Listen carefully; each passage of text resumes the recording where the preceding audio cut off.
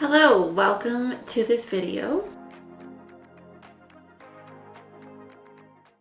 In today's video, I'll be showing you how to take a thrifted placemat. This is a little bit bigger than a placemat, so it might be a runner, and how we can turn it into a bag. So you have two options for this. It can be a crossbody bag with straps added, or it can just be a little bag that perhaps you put your toiletries in when you go away overnight. And I like the sizes, it's because it's deep enough to fit like a toothbrush or a hairbrush, which I find often like toiletry bags don't accommodate. Now you can find something like this at the thrift store easily. I see so many of them, and what the great thing about this is it's already quilted. Someone's already done the work. We're just going to turn it into a bag now. I paid $3.99 for it. In addition to your thrifted placemat, you will need a zipper. Now, if you're adding straps, you'll need a material to add the straps. I have this cotton canvas strapping material that I picked up. I actually found this at a thrift store. I thought it was a great find. So I might add straps to this, but I'm not sure. I'm not sure that this is thick enough for straps. So in any case, I might use this as a zipper pull. Now, if you are doing straps, you may want some hardware to attach your strap with. That's completely up to you. As a super beginner project, I would recommend not adding the straps. In addition to that, you'll need your sewing machine and a thread that you like or that coordinates, scissors, pins in a seam ripper, and a measuring tape. Let's get started. The easiest way to get started with this project is to find the center. So how we can do that is by folding it in half and making sure things are pretty lined up, holding this secure. Use your scissors and hold them as horizontal as possible.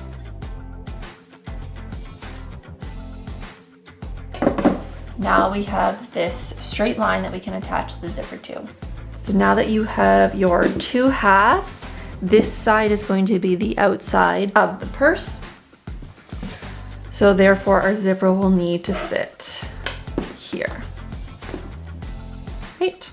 Now we don't want to see this raw edge. So how to hide that is you flip your zipper over so that the teeth and the zipper pull are facing down. Now you'll center that in your work and pin it in place.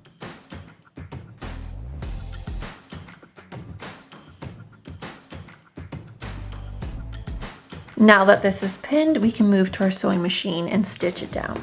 I recommend using a zipper foot. It looks a little something like this. To get started sewing the zipper down, I recommend moving the pull out of the way a little bit. So just pull it down and then we can get started stitching this. We're going to start sewing right where the zipper starts, and afterwards I will show you what we're going to do with these ends. So you're going to bring it as close to the teeth as you can and put your presser foot down. So this should line up with your teeth here, and then your stitching line will be there. And that's a way to get your stitching as close to the zipper as possible. Okay, so we'll begin stitching and make sure you back stitch.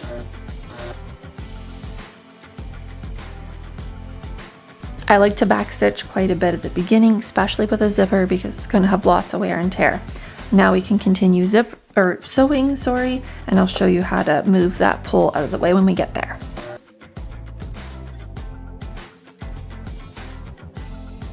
Okay, so we've approached that pull. I'm going to put my needle down but lift my presser foot up. Now I find it's helpful if I turn my work so that I am kind of away from the foot here. So I'll pull that there. There we go. You may kind of have to wiggle it around a bit. Do what you can to move it out of the way. Okay, so we've moved that out of the way. We'll line this back up so it's straight. So our stitching line remains straight to what it was before, and you'll continue stitching the rest of the way down.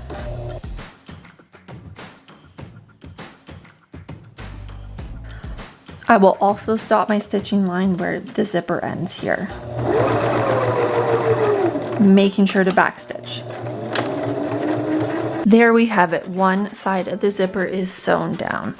Adding a top stitching here is another way to secure the zipper, make it sit how I want, and actually will neaten up the look of this. Now to do the top stitching, we will also use our zipper foot. Again, I'm going to move that pole out of the way so that I can make sure I get started on my fabric up top. Now this is a time where we can hide these little flaps. You will just take your extra material of your zipper and fold it over like that. It should look like this on the reverse side.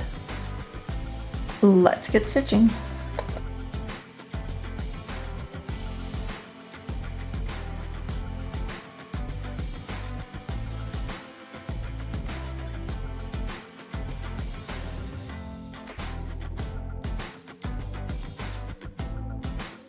Now that we're approaching the end, we can do the same thing we did at the top with the extra zipper material here. First, we'll start by folding the placemat material over as it naturally has been sitting. Then you can take your zipper material and fold it in like that so that it is tucked in with the stitching line.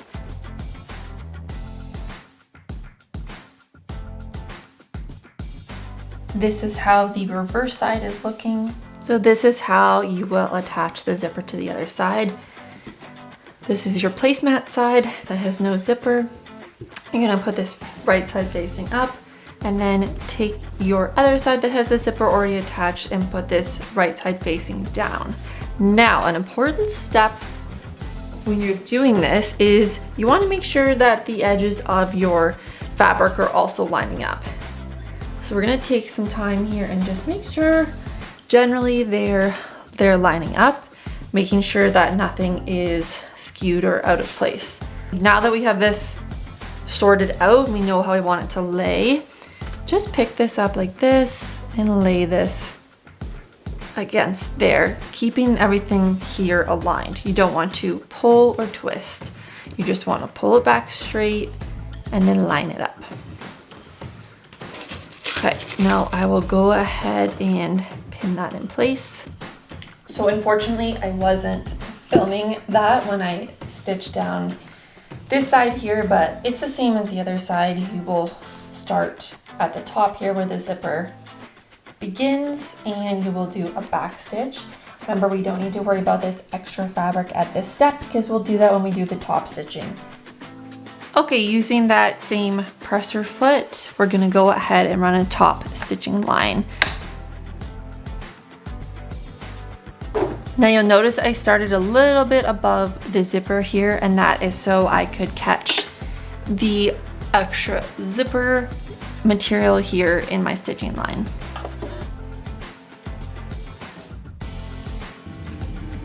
Now remember, we want to catch that extra material here in our stitching line. So you'll want to stitch past the top of the zipper in this case.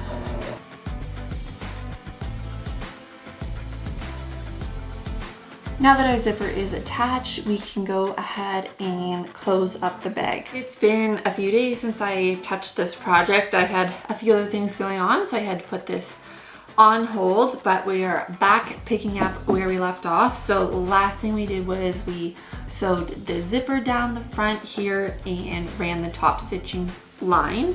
Now this is time where we just simply have to fold the bag in half like this and run a stitching line. I want to mention before we close in the bag, this is the opportunity to add zipper pulls or straps if you're choosing to add that to your bag. I'll show you quickly how I would pin that in place in case this is something you wanted to do. So if we look at our bag here and we have our zipper that runs up the center here, if you wanted to add zipper pulls, I would simply fold them in half and then your raw edges would be captured inside where you're going to stitch.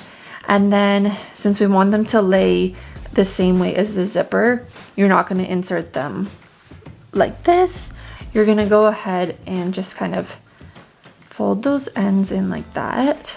So I just kind of pinch them, and then you would go ahead and put them here like so, making sure the tails of those would be captured in your in your stitching seam here. Now, since we are running our stitching line here, there will be some raw edges here.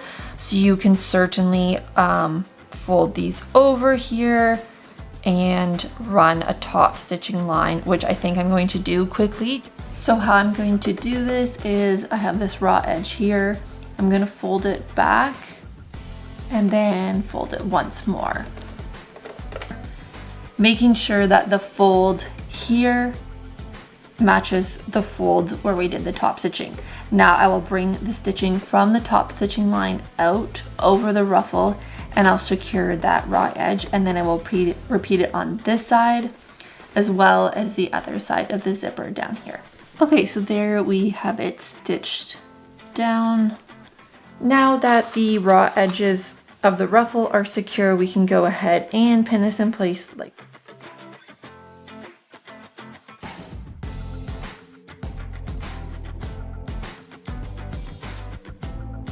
okay, we can go ahead and sew this down. One thing I wanted to mention before we start sewing is the zipper, depending on your zipper size and where it lines up with the edge of your placemat, you're going to need to account for any difference here when you sew it together. So you're not going to want to just sew right here and then leave off, because you'll have a little gap there. So what I suggest doing is pulling the zipper out of the way. I'm going to stitch across here and then down.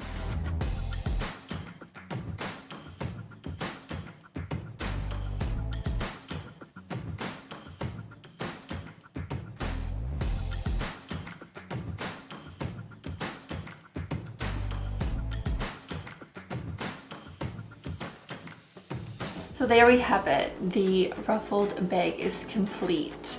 If you enjoyed this video or found it helpful, I would really appreciate if you could give it a like, subscribe, or share the video. I'll see you in my next one. Thanks so much for watching.